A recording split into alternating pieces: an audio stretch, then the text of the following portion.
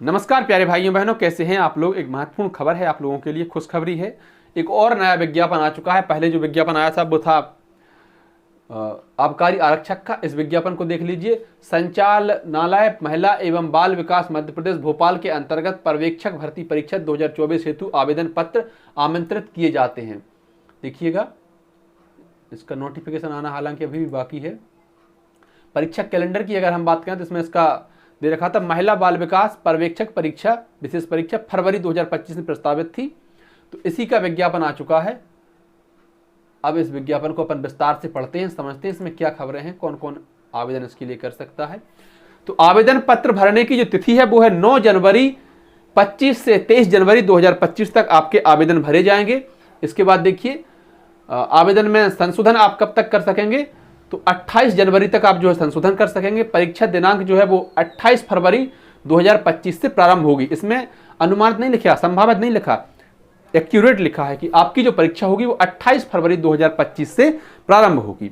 और देखिएगा, आवेदन पत्र भरने की प्रक्रिया एवं महत्वपूर्ण निर्देश। तो परीक्षा के नियम, विभागवार रिक्त पदों की आरक्षण तालिका एवं परीक्षा संचालन नियम से संबंधित विस्तृत नियम पुस्तिका मंडल की वेबसाइट पर उपलब्ध रहेगी, जिसमें उल्लेखित समस्त नियमों जानकारी का अध्ययन करके ही आवेदन पत्र भरा जावे। तो जो पूरा नोटिफिकेशन आएगा उसमें पद संख्या रहेगी, पूरी डिटेल में जानकारी रहेगी, उसको अपन अलग से चर्चा करेंगे उस पर। फिलहाल इसको पढ़िएगा कि इस वेबसाइट के माध्यम से www.esv.mp के माध्यम से आप जो है आवेदन पत्र भर सकते हैं। ये परीक्षा के शहर दे रखे हैं: बालाघाट, भोपाल, ग्वालियर, इंदौर, जबलपुर, खंडवा, नीमच, रतलाम, रीवा, सागर, सतना, सीधी एवं उज्जैन। परीक्षा का शुल्क वही है। अदर स्टेट हैं या आप यूआर कैटेगरी में आते हैं तो आपको 500 रुपये, मध्य प्रदेश के और रिजर्व कैटेगरी में आते हैं तो आपको 250 रुपये, 60 रुपये आपके MP ऑनलाइन का पोर्टल चार्ज लगेगा, ये अलग से है। विशेष निर्देश में क्या दे रखा है, अभ्यर्थी का आधार पंजीयन अनिवार्य है। भाई साहब, आपका आधार कार्ड होना आवश्यक है। अगर आपके पास आधार कार्ड नहीं है तो आप फिर इसका फॉर्म नहीं भर पाएंगे। स्पष्ट ले रखा, अभ्यर्थी का आधार पंजीयन अनिवार्य है। मंडल द्वारा आयोजित परीक्षाओं में मूल फोटोयुक्त पहचान पत्र लाना अनिवार्य रहेगा। जब परीक्षा होगी तो उस समय आपको अपना मूल फोटोयुक्त पहचान पत्र लेकर जाना पड़ेगा। उसमें आप चाहे आप वोटर कार्ड लेकर जाएं, इसमें दे रखा होगा शायद, हाँ, मतदाता पहचान पत्र मतलब voter card, PAN card, driving licence, Aadhaar card, passport, इनमें से कोई एक ले जा सकते हैं, सारे नहीं ले जाने, कोई एक। UIDAI के द्वारा सत्यापित वेरीफाई होने पर ही आधार मान्य होगा। मूल फोटोयुक्त पहचान पत्र के अभाव में परीक्षार्थी को परीक्षा में सम्मिलित होने से वंचित किया जाएगा। अगर आप अपना ID कार्ड लेकर नहीं जाते हैं ओरिजिनल वाला, तो शायद आपको बाहर भी कर दें।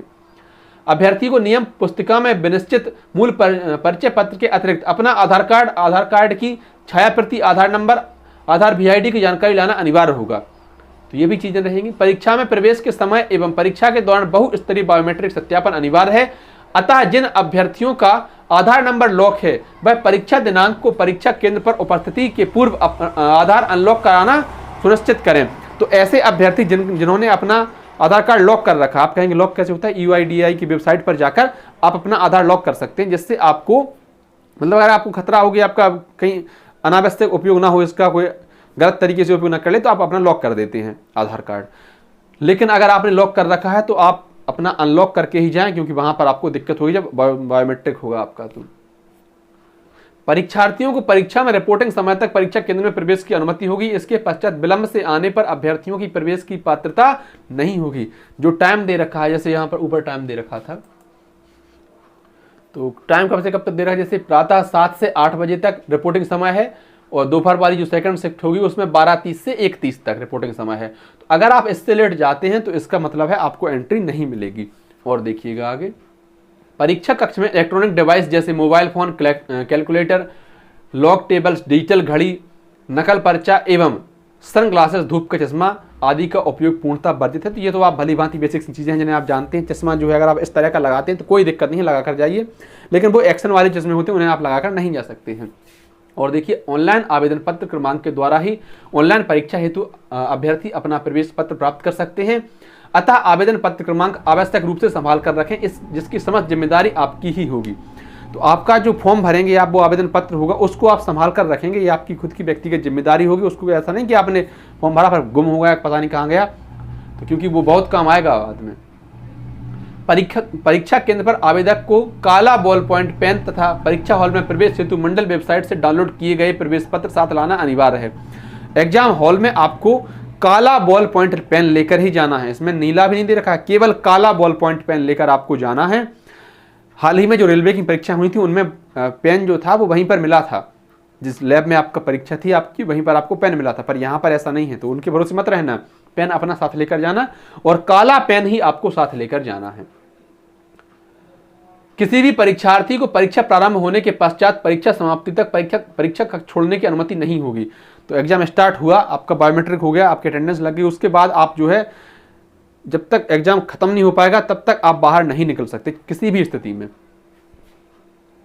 आवेदन पत्र भरते समय उम्मीदवार के किसी भी प्रमाण पत्र का परीक्षण मंडल द्वारा नहीं किया जाकर नियुक्ति प्रक्रिया के दौरान संबंधित विभाग द्वारा किया जाता है।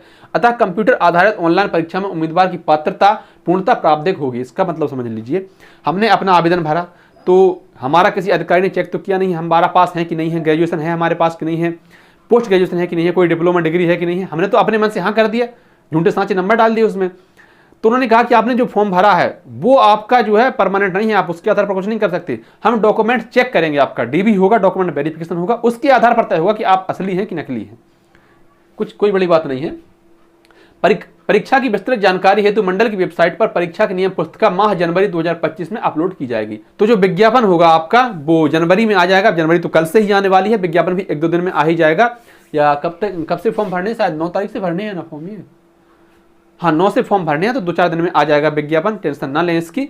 और आप इसके बारे में जो है तैयारी करना शुरू कर दें। धन्यवाद प्यारे भाइयों बहनों, वीडियो आपको अच्छा लगा हो तो वीडियो को लाइक कर दें, अपने अन्य साथियों तक साझा कर दें, और अगर आप चैनल पर नए हो तो चैनल को सब्सक्राइब कर दें। आभार।